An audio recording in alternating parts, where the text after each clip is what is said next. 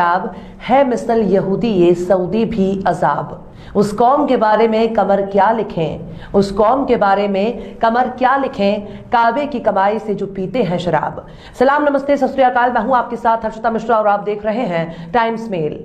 अल हिजाज, हिजाज़े मुकद्दस या फिर हिजाज, एक ऐसा देश जहां इस्लाम के आखिरी पैगंबर की आमद हुई, ऐसा देश जो अपने अदल और इंसाफ के लिए जाना जाता है, एक ऐसा देश जहां नाइंसाफी बिल्कुल भी बर्दाश्त नहीं की जाती, ऐसा देश जिसे आखिरी नबी का मुल्क कहा जाता है, एक ऐसा देश जिसकी भाषा अरबी है, जिसे सकाफत और तहजीब वाला देश माना जाता है, एक ऐसा देश जहां संविधान ही कुरान और कुरान ही कानून, ऐसा देश जो खुद को मूर्ति पूजा से पाक मानता है, जिसे शरीयत पर अमल करने वाला देश माना जाता है, यानी आज का सऊदी अरब। किसी जमाने में हिजाज को खिलाफते उस्मानिया यानी उस्मानी तुर्क साम्राज्य का हिस्सा माना जाता था, लेकिन नस्लवाद और राष्ट्रवाद की हवा ने इस मुल्क को तोड़कर एक अलग मुल्क बना दिया।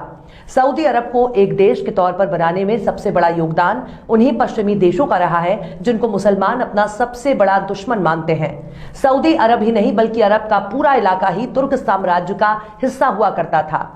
आज आप जितने भी छोटे और बड़े अरबी बोलने वाले मुस्लिम देश देख रहे हैं, किसी जमाने में ये सब एक ही मुल्क हुआ करते थे, लेकिन राजपाट के लालच ने पूरे अरब और तुर्क सल्तनत को कई छोटे छोटे देशों में बांट कर दिया।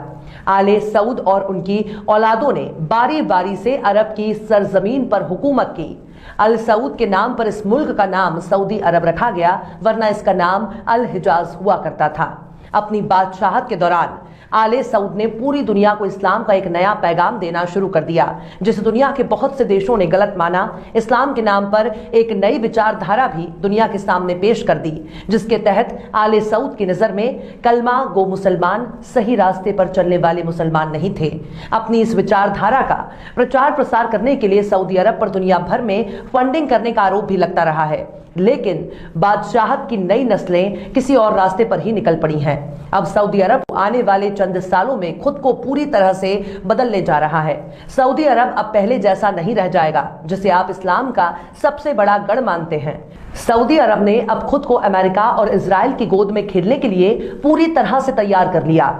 यूं तो अरब और अरबियों के बारे में पैगंबर इस्लाम हजरत मोहम्मद ने बर्बादी और तबाही की भविष्यवाणी की है, लेकिन सऊदी अरब के इस बदलाव को अगर गौर से देखा जाए तो ऐसा लगता है कि पैगंबर की भविष्यवाणी अब सच साबित होने के करीब पहुंच चुकी है।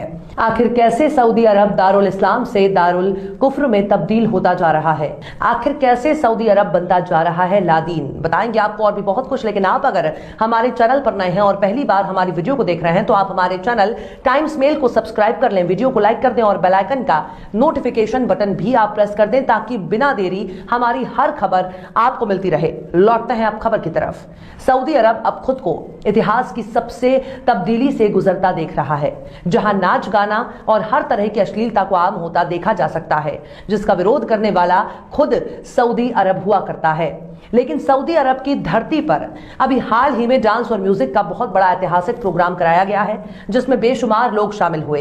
इस्लाम में सहाबा को एक खास मुकाम हासिल है, लेकिन अब सहाबा की औलादें ही नाच गाने में इतना डूब चुकी हैं कि इनकी हरकतें देखकर इस्लामी दुनिया ही हैरान है। यानी सहाबा की औलादें, और ऐसा हाल वो भी अरब की जमीन पर जहां शरिया कानून लागू है। सऊदी प्रिंस मोहम्मद बिन सलमान की दावत पर रियाद शहर में बॉलीवुड स्टार सलमान खान, शिल्पा शेट्टी और जस्टिन बीबर समेत कई नामचीन हस्तियों ने शिरकत की। वहां जमकर नाच गाना हुआ। सऊदी अरब के अंदर सलमान खान के नाच गाने को देखने के लिए अरब के शेख टूट पड़े। सलमान खान और शिल्पा शेट्टी ने ऐसा नाच नाचा कि सऊदी अरब में नजदियों की नई नस्लें बेशर्मी की सारी हदें पार कर दी। यूं समझ लीजिए कि बेहयाई को दिखाने के लिए तड़प उठी। लगभग 80,000 लोग इस प्रोग्राम को देखने के लिए मचल उठे। जिस देश के परचम पर कलमा ए तैयबा लिखा हो, उस देश के लोगों ने अपने कौमी परचम को नाच गाने के दौरान खूब लहराया। वहीं दूसरी तरफ नास्तिक होने के लिए उतावले हो रहे सऊदी अरब ने अब आस्तिकता का प्रचार करने वाले तबलीगी जमात पर पाबंदी लगा दी है। माना जाता है कि सऊदी अरब ने आतंकी गतिविधियों के शक में तबलीगी जमात पर रोक लगा दी है। सऊदी अरब में हालिया कुछ सालों के दौरान आधुनिकीकरण के नाम पर स्कूलों के सिलेबस में भी जमकर तब्दीली कर दी गई। ऐसा माना जा रहा है कि सऊदी अरब की हुकूमत साल 2030 तक पूरे देश को नास्तिक बनाने जा रही है। सऊदी अरब ने तबलीगी जमात को समाज के लिए बहुत ही बड़ा खतरा माना है। सऊदी अरब के मिनिस्ट्री ऑफ इस्लामिक ने ट्वीट करके कहा कि जुमे की नमाज के खुतबे में तबलीगी जमात के खतरे से लोगों को आगाह किया जाएगा। इस ट्वीट में सऊदी हुकूमत ने कहा कि यह जमात पैगंबर के दिखाए रास्ते पर नहीं चल रहा है, बिना इल्म के तबलीग करती है, अल्लाह और उसके पैगंबर के खिलाफ जाती है। ये वो जमात है जिससे टेररिस्ट ग्रुप भी पैदा हुए, वगैरह वगैरह। सऊदी अरब में हिजाज़े मुकद्दस के इलाके के तौर पर मक्का और मदीना मुनव्वरा को शुमार किया जाता है, लेकिन आले सऊद की हुकूमत ने धीरे धीरे देश से शरीयत और इस्लाम को दूर करने की प्लानिंग कर ली है, क्योंकि शरीयत और इस्लाम का नाम सुनने में बहुत अच्छा लगता है, लेकिन शरीयत पर चलना और इस्लाम पर अमल करना अल सऊद और उनके साम्राज्य को बहुत मुश्किल लगने लगा है। माना जा रहा है कि साल 2030 तक कुल 80 मंसूबों को पूरा करने की प्लानिंग बहुत ही तेजी से हो रही है, जिसके तहत शाह अब्दुल्ला बंदरगाह भी बनाया जा रहा है। सऊदी अरब के मंसूबे में नियोम शहर भी बनाया जाना है। यहाँ कोई शरिया कानून लागू नहीं होगा, यानी वहां सब कुछ खुल्लम खुल्ला होगा। यह शहर इजराइल के करीब में आबाद किया जाएगा। इस शहर का नाम नियोम सिटी होगा। यहाँ पर दुनिया भर के टूरिस्टों को लाया जाएगा।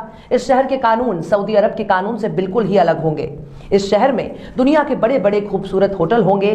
शराब, शबाब और कबाब का पूरा इंतजाम भी होगा, यानी ये शहर दुनिया के सबसे महंगे शहरों में शुमार होगा, जो दुबई की तर्ज पर सऊदी अरब को अकूत पैसा कमा कर देगा। हालांकि तबलीगी जमात का पूरी दुनिया में बहुत ही अच्छा ट्रैक रिकॉर्ड माना जाता है। किसी जमाने में हरियाणा के मेवात से खड़ी होने वाली तबलीगी जमात को सऊदी अरब माली मदद भी करता रहा है। तबलीगी जमात पूरी दुनिया में घुमा करती है। सबसे ज्यादा इसका असर भारत, पाकिस्तान और बांग्लादेश में है। ऐसा माना जाता है कि तबलीगी जमात कम पढ़े लिखे या धर्म से दूर हो चुके मुसलमानों को रोजा, नमाज, कुरान पढ़ना और इस्लाम की बुनियादी जानकारी देता है। लेकिन तबलीगी जमात को सऊदी अरब बहुत नापसंद करने लगा है, यानी दूसरे देश में तबलीगी जमात को सऊदी अरब पैसा भी देगा, लेकिन इसे अपने मुल्क से दूर रखेगा। इसके पीछे की सबसे बड़ी वजह यही मानी जा रही है कि सऊदी अरब अब नास्तिकता की तरफ तेजी से बढ़ रहा है। वहीं दूसरी तरफ नास्तिक से आस्तिक होते जा रहा तुर्की भी सऊदी अरब की तरफ बहुत ही गौर से देख रहा है, क्योंकि सऊदी अरब लगभग 100 साल पहले तुर्की का हिस्सा हुआ करता था। वहीं ईरान भी अपनी पैनी नजर से सऊदी को जानिब देख रहा है। दुनिया में मुसलमान आबादी वाला दूसरा सबसे बड़ा देश यानी भारत, और भारत के मुसलमान भी सऊदी को बहुत गौर से देख रहे हैं, क्योंकि सऊदी अरब जल्द ही पैगंबरे इस्लाम की पैशन गोई के तहत अपनी बर्बादी के दहाने पर खड़ा है, जहां गैर मुल्की तमाशा देखेंगे और अरब के लोग अपनी तबाही पर रोएंगे। फिलहाल सऊदी अरब अपने हजारों साल पुरानी तहजीब और संस्कृति का पलीता लगाता जा रहा है। सऊदी अरब की इन हरकतों पर पूरी दुनिया की नजरें टिकी हैं। क्या पता अगला अरब क्रांति सऊदी अरब से फूट पड़े, जैसा कि बाकी अरब देशों में देखा गया। यह भी हो सकता है कि बाकी अरब देशों की तरह यहां की आवाम राजतंत्र को उखाड़ फेंके, और यह भी हो सकता है कि सऊदी अरब में जमहूरी निजाम यानी लोकतंत्र कायम हो जाए।